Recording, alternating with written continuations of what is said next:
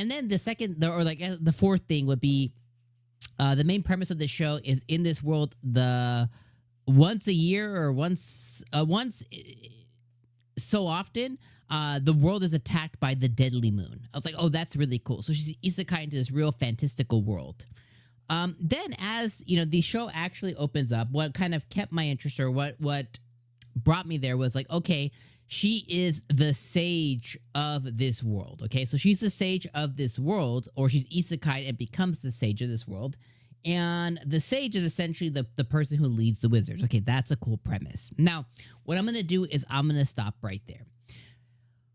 Episode 1, I will tell you, I think there is something here in this show. I think the animation is pretty good.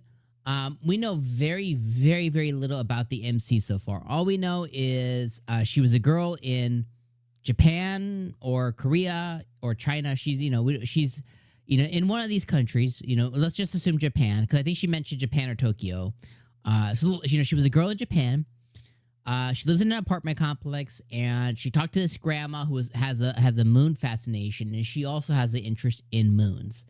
She's calling her the cat grandma, and she enters an elevator or something, and that takes her to this other world where she meets one of the wizards, one of the wizards ends up being, I think, an older version of himself, and she ends up meeting the younger version of himself during the